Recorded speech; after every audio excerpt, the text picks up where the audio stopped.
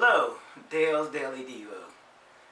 So today I was with a buddy of mine and we were watching a show, and he put on Hacksaw Ridge, and I had not seen the movie, didn't really know the backstory of it, and he was kind of telling me the backstory. This young man who basically went on the battlefield without a gun, just a Bible. And I said, oh, that's an interesting story. But then as I was watching the movie, it's really more about his commitment to a conviction.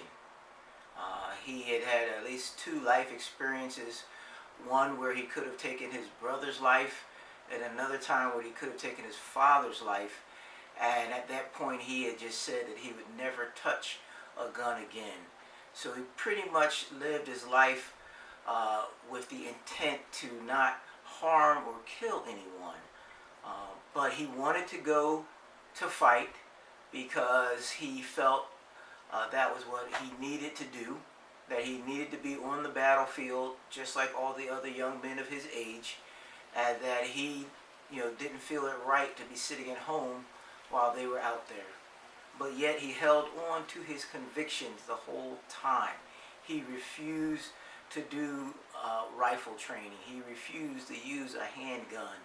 It was a battle. He almost got court-martialed, but despite everything that was going against the grain of what the Army believed they should be doing for training young men to prepare for war, they allowed him to go as a medic. He joined his infantry out there on the field as a medic, and they had this horrible task of trying to take this ridge, and a lot of people were dying. But even in the midst of this, in the midst of gunfire all around him, people being killed, people being shot at him, trying to kill him, he still refused to draw a weapon and to fire back. But he relentlessly dragged 75 wounded soldiers off of the battlefield and saved their lives because of his commitment. Now, I tell you, I see a show like that and I truly admire the commitment he had. And I wish I was at that level. I wish my commitment was that strong and I could bust out and be doing everything I truly believe that God would desire me to do. And I struggle with that all the time when I hear people talk about their ministries and their opportunities and the passion they have. And I struggle with that because I'm like, I just don't seem to have that passion. But at the same token, I can't deny what God is doing in and around my life and the lives that he's touching and the things that I can see happening and the answered prayers and the fact that he's just moving. So as much as I would desire to be, one of these super Christians whose faith was, spectacular and they're out there on the front line holding to their convictions, sometimes some of us are just the behind guys. We're the scaffolding. We're the support. We're the unsung, unseen heroes, but we're just as important.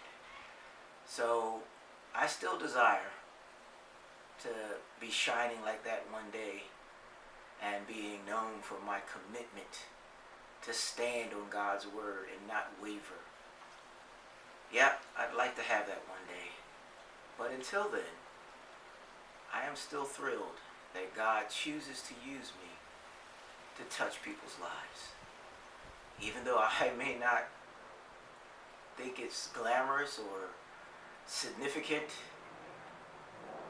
being second string, being the scaffolding, being the support, being those persons who help, shore up the foundation, that's a critical job. And sometimes that's what God has called us to do.